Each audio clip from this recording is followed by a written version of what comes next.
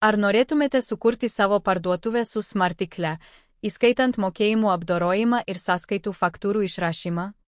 Tuomet galite sukonfigūruoti mokėjimo procesorių naudodami modulį Mokėjimai. Spustelėkite mygtuką Mokėjimai ir pasirinkite Prijungtą paskyrą. Tada pereikite prie Stripe Payment. Jei jau turite Stripe paskyrą, galite ją čia susieti spustelėję, prijungti standartinę arba greitąją paskyrą, arba tiesiogiai sukurti naują greitąją paskyrą. Tada būsite nukreipti į Stripe prisijungimo puslapį, kuriame turėsite įvesti savo įmonės informaciją. Pastaba. Įsitikinkite, kad turite savo įmonės dokumentus. Skiltyje Prijungta paskyra taip pat galite susieti savo PayPal paskyrą su smartikle. Daugiau informacijos apie tai rasite atskirame aiškinamajame vaizdo įraše.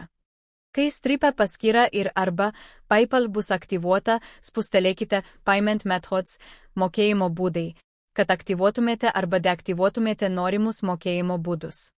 Kitus mokėjimo būdus, pavyzdžiui SEPA arba Link, pirmiausia reikia vieną kartą aktyvuoti Stripe paskyroje. Išsaugokite pakeitimus, o toliau galite kurti savo produktus ir kainas skiltyje Parduotuvė. Per PayPal įsigytos prenumeratos gali būti atnaujinamos automatiškai. Kad pratęsimas veiktų, reikia nustatyti žiniatinklio kabliuką. Norėdami tai padaryti, grįžkite į PayPal paskyros skyrių programos ir prisijungimo informaciją. Pasirinkite anksčiau sukurtą programą ir spustelėkite ją. Slinkite žemyn ir spustelėkite Add Mebgok. Laukelyje Event tipe įvykio tipas pasirinkite All Events, visi įvykiai. Locklige webhook URL pridekite https://app.smarticle.com/api/paypal/webhook. Išsaugokite pakeitimus ir sąranka baigta.